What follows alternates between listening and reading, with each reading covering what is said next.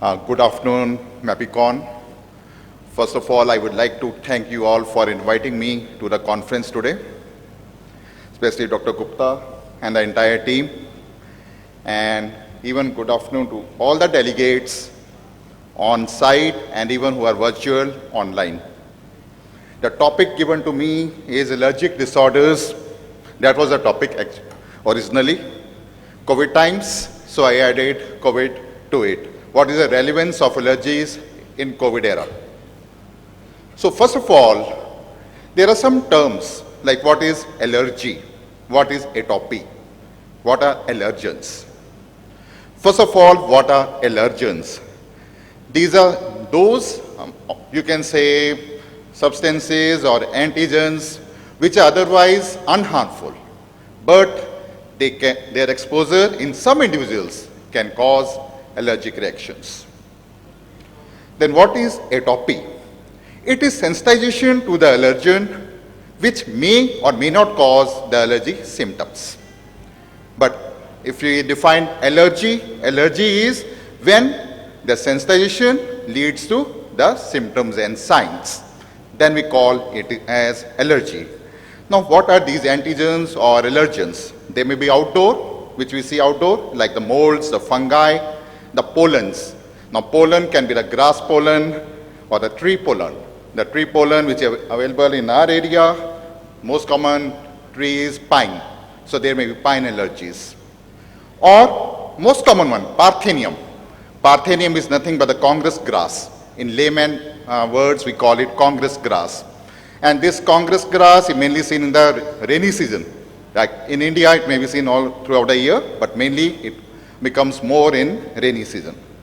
Then the major culprits are the indoor allergens, dust mite, cockroach. These two are the major allergens of concern because their allergy, which may be earlier allergic rhinitis, turns into allergic bronchitis and asthma. These two allergens are the major causes of asthma. Then we have the indoor molds. And in COVID times, these allergens have become more prevalent because most of us have been living indoors.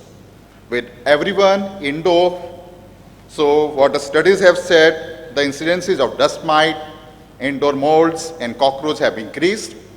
And what it has led to more asthma cases, or you can say severity of asthma. Then there are certain food items like wheat, soya, peanut, groundnut, those who are non-vegetarians, fish, egg white, and then comes milk. Certain drugs can even cause allergic reaction, then insect venom. What are the allergic manifestations? Nasal, my own branch, ENT, we see a lot number of cases of allergic rhinitis. Then for eye surgeons, we see allergic conjunctivitis. In pharynx, there is a cobblestone appearance of pharynx, which is allergic pharyngitis. Then we have atopic dermatitis, urticaria, angioedema, GI disturbances, asthma, and the severe form of allergies, we have anaphylaxis. So what happens, the mechanism, I am not going to detail. It's a CD4 T helper 2 cells, and it's a IgE mediated type 1 hypersensitivity reaction. First, allergic rhinitis. Now, allergic rhinitis can be intermittent when it happens for less than 4 days a week, or you can say less than 4 weeks, or persistent, more than 4 days a week or more than 4 weeks. Now, it could be mild. Mild allergic rhinitis is of no concern because it doesn't impact the daily activities. But moderately severe, it impacts the sleep, work, and school. So that is an area of concern. Symptoms could be sneezing, blockage, itching, watering, postnasal drip. Itching is a major concern because this is one of the main features of allergic rhinitis. Signs, allergic salute, like the person keeps on rubbing the nose. So it's like we are saluting. Allergic shiners, the dark circles which happen under the eyes. The polyps, nasal polyps. And there is a cobblestone appearance of the pharynx. How we diagnose allergic rhinitis or any allergy? It could be in vivo, which is done by skin prick test. Skin prick tests are the standard test for diagnosing allergies. And the common one we use is the epicutaneous or the prick ones. Others could be intradermal. Then we have in vitro tests, which are specific IgE tests, earlier known as RAST. RAST was radioallergen sorbent test.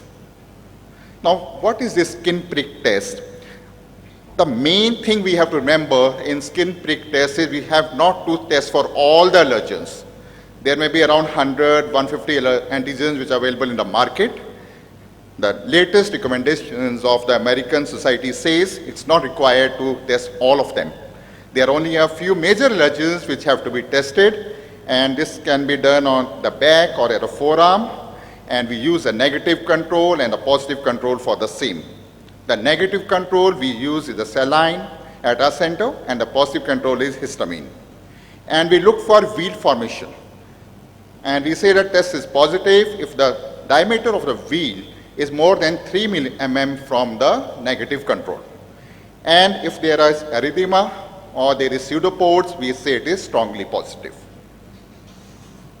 Another way is a nasal smear examination, and the treatment, the best treatment for allergies is lifestyle modifications. Now, what do we mean by lifestyle modifications? I'll take an example of dust mite, since it's the most common allergen. We have to avoid dry mopping of the floor. Always go for wet mopping. That is number one. All the pillows and the mattresses, we use these Dunlop and other mattresses. They have a lot of holes or pores in between, and these allergens get accumulated in those pores. So always encase them, cover them. Always wash the bedding and the pillow cover in hot water at least twice a week. And those who are allergic to pets or they have a tendency to have symptoms with pets have to avoid keeping the pets. Treatment. The main treatment for allergic rhinitis is intranasal steroids. That is the mainstay of treatment. No antihistamines, no decongestants. The most safest treatment for allergic rhinitis is intranasal steroids. And they are effective for all: sneezing, itching, blockage, watering, for everything. By watering, I mean watering from the nose, watering from the eyes. Then comes the antihistamines. Decongestants have a minor role for blockage, but these nasal decongestants like xylometazoline or oxymetazoline, they should not be used in allergic rhinitis. The reason is allergic rhinitis treatment goes for a longer period of time, whereas these nasal decongestants, if you use them for more than 7 days, it can lead to rhinitis medicamentosa, where there is rebound symptoms. Then anti-leukotrienes are effective. And finally, if there are polyps, patient is not responding to medical treatment, we can go for surgical treatment. Then we come to asthma. Now, asthma is an inflammation of medium and small airways as compared to COPD, which is for larger airways. And this asthma is reversible. It could be intermittent, which happens with cold, or it could be persistent when it is seen at least twice a week in daytime or twice a month at night. And what are the risk factors for asthma? Tobacco, pollutants, viral respiratory tract infection. This viral respiratory tract infection, we are right now in COVID times. It's also a viral respiratory tract infection. So that's why there are more cases of severe asthma which are being seen. Obesity, family history, perfumes, ozone, vehicle exhausts. That's why more of these cases are seen in cities as compared to villages. Even the role of these homemade chullas, which were used in the countryside, that also becomes very important here, because that even leads to asthma. Symptoms: cough, wheeze, chest tightness, shortness of breath. What are the causes of severity or exacerbations? It could be lower respiratory tract infection, upper respiratory tract infection, stoppage of medications. Why I am laying emphasis on this point, stoppage of medications, since the COVID came, there was coronavirus, there was a fear, the patients stopped going to their doctors. So this even led to more severe asthma. Management, main management again for asthma is lifestyle modifications. Peak expiratory flow monitoring meter, PEF. This is something which can be used even at home. So this is the, you can say, the main way of monitoring during pandemic times. Spirometry, of course, not during pandemic.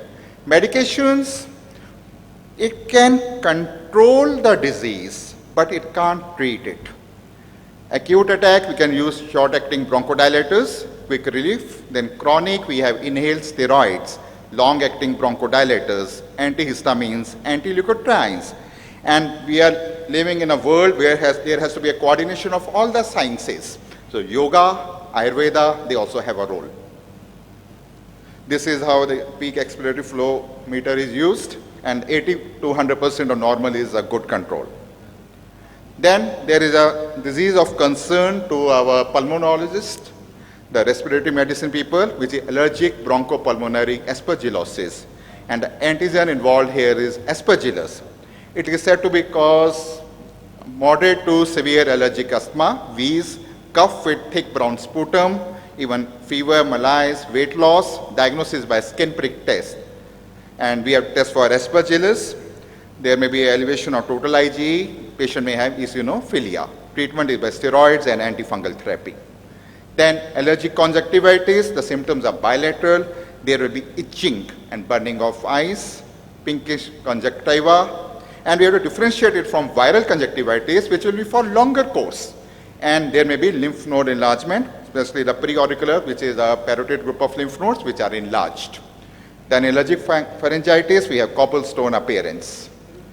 Then we have atopic dermatitis, where there may be scaling, erythematous, patches, papules, vesicles with pruritus. And why does it happen? Because when the skin becomes dry, there is absence of structural protein in epidermis, which is filaggrin, and this compromises the skin barrier. So what has to be done? The skin should not be kept dry. We can use Vaseline, we can use calamine lotion, we can use topical steroids along with antihistamines. Then we have urticaria and angioedema. Urticaria, well demarcated, raised erythematous lesion with pale center, something like this. So there will be again pruritus, red skin with swelling and itching, and it is common in the lifetime. Some studies say 20%, some studies say 2%, but many people get this urticaria in their lifetime. Acute can be for hours to days, abrupt onset, most common in children, and it lasts for less than 6 weeks. There will be fever, there will be malaise, even seen in non-allergic conditions. But chronic, which is for more than 6 weeks, and mostly daily eruptions, it is always allergic. Then there is something known as dermatographism, which is physical urticaria, localized edema or wheals second to minutes after skin has been rubbed. Some people, when they rub their skin, they get these eruptions. That is known as dermatographism. Then there is a more severe condition, which is known as angioedema. Angioedema affects a deep dermis, and it can affect the mucocutaneous junction, face, eyelids. But danger is when, even lips, the danger is when it affects the oropharynx and larynx. Angioedema of larynx, angioedema of epiglottis, it can be life-threatening. Patient may go into stridor, which will be inspiratory stridor.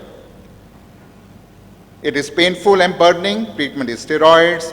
Adrenaline, yes, adrenaline is said to be a treatment of choice, and it can be given intramuscular at a dose of 0.3 to 0.5 ml in the lateral aspect of thigh. Drug and food allergies. Drug allergy, if it is there, discontinue the drug. Desensitization has to be done. Antihistamines and steroids can be tried.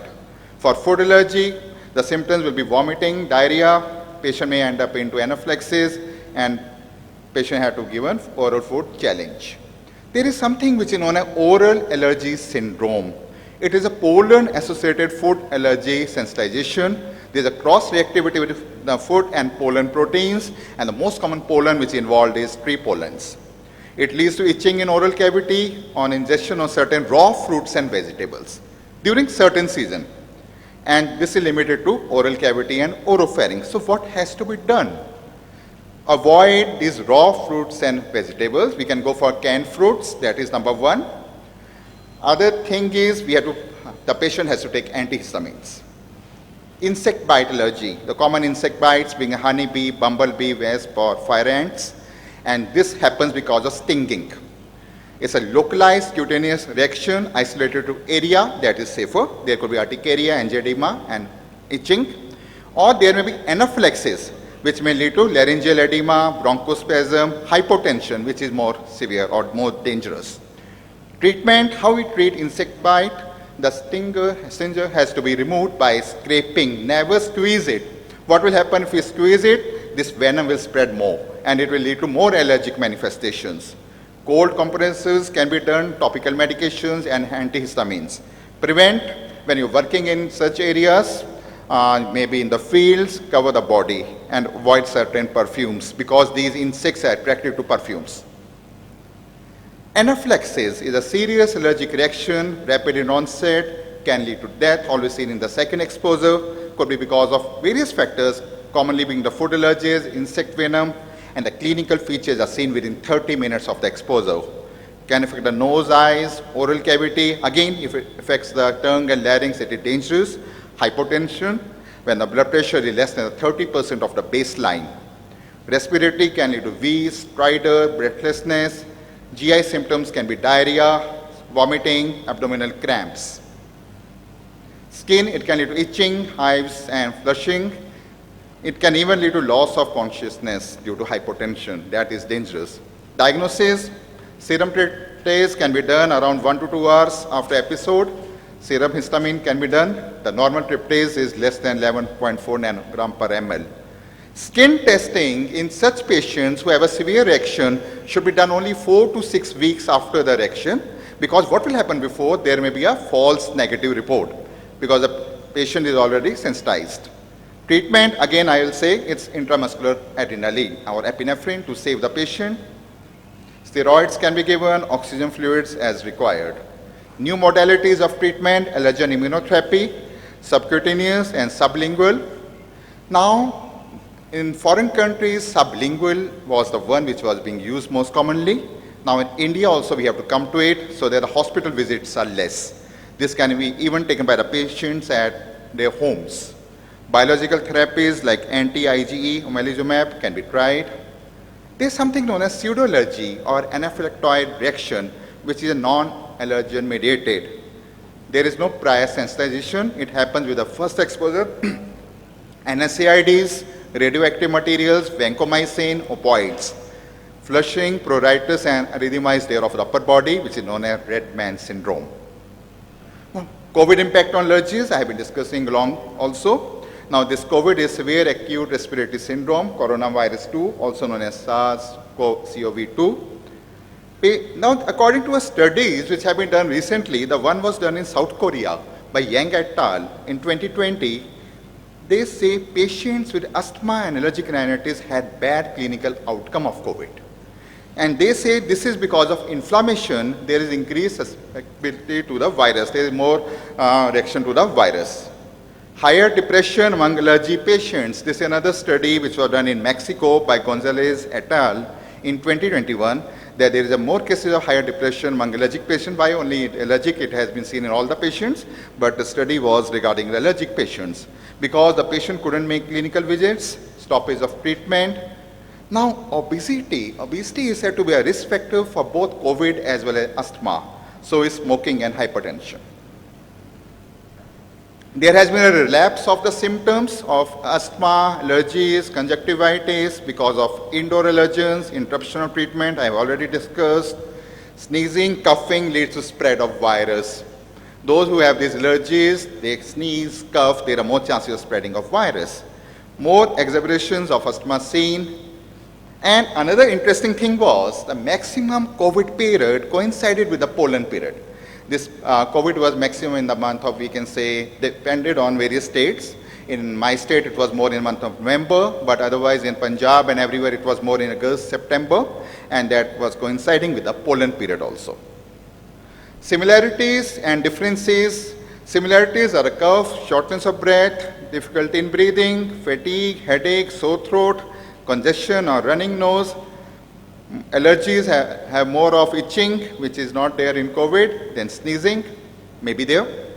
In COVID, we have fever and chills, muscle and body aches, loss of taste or smell, nausea, vomiting, diarrhea, the GI symptoms. What has to be done during COVID then? So all has been discussed that this is there, that is a problem, this is a problem, but what has to be done?